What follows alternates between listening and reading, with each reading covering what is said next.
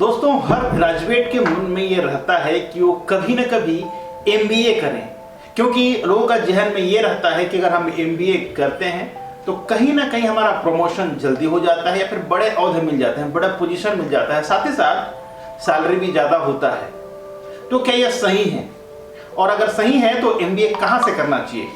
MBA क्या India में करना चाहिए या फिर अब्रॉड में करना चाहिए? क्या फ़ायदा होता है और क्या प्रोसेस है? तो इन डिटेल्स में आज हम जानने की कोशिश करेंगे कि एमबीए कहां करने से बेहतर है, इंडिया वर्सेस अब्रॉड। नमस्कार दोस्तों, मैं अशोक कुमार साहू, करियर कोच, आप सबका स्वागत करता हूं लावण्य ग्लोबल करियर प्लानर के एक नए वीडियो में। दोस्तों, अगर पहले बार आप हमारा चैनल पर हैं तो चैनल को सब्सक्राइब करना बिल्कुल ना भूलें, साथ ही साथ बेल आइकन है उसको प्रेस कर दीजिए। और अगर आपके मन में, आपके जहन में कोई प्रकार के क्वेश्चंस हैं तो आप मुझे फॉलो कर सकते हैं मेरा इंस्टाग्राम पे और डीएम करें। मैं कोशिश करूंगा आपका हर सवाल का जवाब जल्द से जल्द देने का। तो शुरू करते हैं आज का हमारा ये वीडियो। दोस्तों, MBA in India versus abroad का आज हमारा टॉपिक है। तो हम इन डिटेल से बात कर रहेंगे कि आपको अगर एमबीए करना ही है तो कहां करना चाहिए। दोस्तों, पहले बात करते हैं इंडिया की। जी दोस्तों, हम बात कर रहे हैं स्पेसिफिक हॉस्पिटैलिटी मैनेजमेंट में एमबीए का। ना मैं बात कर रहा हूं कोई मार्केटिंग का, एचआर का या फिर फाइनेंस का, हम बात कर रहे हैं हॉस्पिटैलिटी मैनेजमेंट का। और अगर आप प्लान कर रहे हैं MBA in hospitality management India में तो क्या करना चाहिए?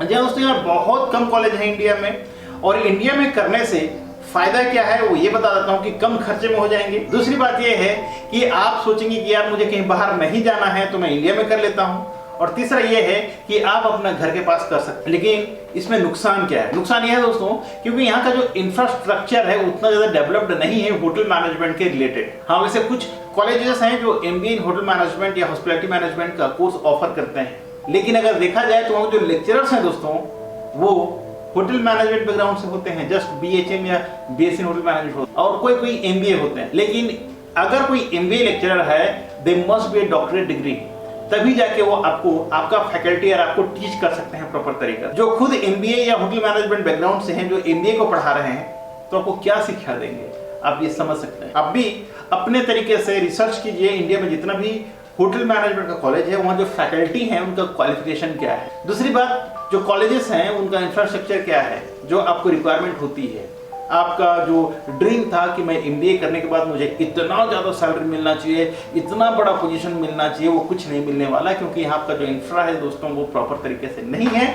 साथ ही साथ ये प्लेसमेंट भी नहीं करा पाते। आप जरूर एक बार रिसर्च कीजिए अपने तरीके से और कमेंट में जरूर अपना कमेंट्स बताइएगा कि आपको कौन सा कॉलेज अच्छा लगा या कौन सा कॉलेज में जो मैंने बताया उसका अपोजिट है, यानी कि उससे ज्यादा अच्छा है। तो मैं भी कोशिश करूंगा नेक्स्ट टाइम उस कॉलेज के बारे में कुछ बताने का। अब बात करते हैं MBA in abroad. MBA in abroad क्यों करना चाहिए? पहला तो दोस्तों, जिसे आप अपने देश से विदेश जाते हैं ना, पहले अच्छी बात कर लेते हैं, ठीक है। अगर आप पहले अपने देश से विदेश जाते हैं तो वहां पर आपका जो कॉन्फिडेंस जो लेवल है दोस्तों वो बढ़ जाता है। मैं एग्जांपल देता हूं, जैसे आप कोई गांव से हैं, शहर में आ जाइए, आपका जो लेवल है कॉन्फिडेंस का वो थोड़ा बढ़ जाता है, ठीक है। आप फिर उस छोटे शहर से बड़े शहर में आ जाइए, फिर आपका जो कॉन्फिडेंस लेवल है वो और ज्यादा ग्रो या बढ़ जाता है, ठीक है। तो उसी तरह अगर आप अपने देश से दूसरे देश को जाते हैं पढ़ाई करने के लिए तो ऑटोमेटिकली जो आपका सेल्फ कॉन्फिडेंस है वो डेवलप हो जाती है। दूसरा जो फायदा दोस्तों वो है कम्युनिकेशन स्किल। आपका जो कम्युनिकेशन स्किल्स है, तरीका है बात करने का, एक चीज को डिलीवर करने का बातों के हिसाब से, तो वो बहुत ज्यादा डेवलप हो जाती है, क्योंकि आप बहुत लोगों से मिलते हैं, बहुत लोगों की बातों को जानते हैं, समझते हैं, ठीक है, बोलने का तरीका, चलने का तरीका को जानते हैं। तो क्या है, आप अपना जो कम्युनिकेशन स्किल्स है दोस्तों को डेवलप कर पाते हैं। जो नेक्स्ट बेनिफिट है दोस्तों वो है इंटरनेशनल एक्सपोजर। यह दोस्तों आप देखिए, जहां भी आप नौकरी के लिए जाते हैं, एमएनसी कंपनीज हो चाहे डोमेस्टिक कंपनीज हो, ठीक है, चाहे बड़े बड़े कोई कंपनीज हो दोस्तों, वहां पर सबसे पहले पूछा जाता है आपका एक्सपीरियंस क्या है। और आप अगर बताते हैं कि मैंने इंटरनेशनल एक्सपोजर लिया हुआ है तो सबसे पहले आपका सिलेक्शन जल्दी हो जाता है। चौथा फायदा ये है, अगर आप फॉरेन में पढ़ाई करने गए हुए हैं, एमबीए कर रहे हैं होटल मैनेजमेंट में, और अगर उस दौरान आपको नौकरी मिल गया तो सोचिए आपका जो ड्रीम था दोस्तों विदेश में पढ़ने का वो साकार हो जाता है। लेकिन हाँ दोस्तों, जब आप एमबीए करते हैं ना, एमबीए करते साथ आपका जो इंटर्नशिप प्रोग्राम होता है उसमें अच्छा खासा आपको सैलरी मिल जाता है। साथ ही साथ आपका जो पार्ट टाइम जॉब भी फिक्स रहता है दोस्तों, आप पार्ट टाइम जॉब भी कर सकते हैं पढ़ाई के साथ साथ में, और वो ये फायदा होता है कि आप जो सा स्ट्रीम में पढ़ाई कर रहे हैं उसी स्ट्रीम के रिलेटेड अगर आप काम करते हैं तो आपका प्रैक्टिकल नॉलेज और थ्योरेटिकल नॉलेज दोनों बन जाता है। तो ये होता क्या है, आपका जो वर्क स्टाइल है दोस्तों, जब आप काम करने जाते हैं ना वहाँ सीखते हैं, क्योंकि फॉरेन कंट्री में होता क्या है, बहुत कंट्री के लोग एक साथ काम करते हैं, तो सब लोगों का काम करने का तरीका अगर आप एक ही प्लेटफॉर्म में आपको मिल जाता है तो सोचिए आपका नॉलेज, आपका कॉन्फिडेंस, आपका वर्क स्टाइल, काम करने का तरीका सब कुछ चेंज हो जाता है। क्योंकि देखिए इंडिया का बिजनेस करने का तरीका और बाहर का बिजनेस करने का तरीका, यानी कि कंज्यूमर, ठीक है, जो अपना क्लाइंट होते हैं, जो आपका गेस्ट होते हैं, वो अलग अलग प्रकार के होते हैं। तो वहां पर क्या है, आप जान जाएंगे कि भाई इंडिया में क्या कैसे कंज्यूमर है और बाहर जो है, बाहर का जो गेस्ट, जो कंज्यूमर जो बोलते हैं आप, वो कैसा है। अब दोस्तों इसमें प्रिपरेशन क्या करना होगा अगर आप एमबीए इन अब्रॉड यानी ओवरसीज करना चाहते हैं तो प्रिपरेशन सबसे पहले आपको करना होगा दोस्तों जीमैट।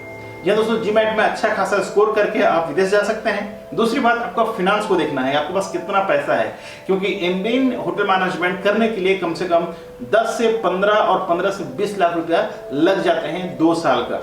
ठीक है, अगर हम टोटल ओवरऑल अगर बात करें खर्चा की तो 30 लाख करीब हो जाता है रहने, खाने और कॉलेज का। तो इसमें आपको ये भी देखना है कि भाई आपका आरओआई यानी रिटर्न ऑफ इन्वेस्टमेंट, ठीक है, आप जितना इन्वेस्ट कर रहे हैं क्या उससे ज्यादा कमा सकते हैं, आपका जो इन्वेस्टमेंट वो वापस आ रहा है कि नहीं आ रहा है, वो भी आपको देखना है। नेक्स्ट दोस्तों, अगर आप इंडिया इन अब्रॉड कर रहे हैं तो सबसे पहले आपको देखना है यूनिवर्सिटी, कि यूनिवर्सिटी कौन सा है, कौन सा एक्रेडिटेशन है। एक्रेडिटेशन मतलब मान्यता प्राप्त, कहाँ से वो मान्यता प्राप्त किया हुआ है कॉलेज या जो यूनिवर्सिटी है।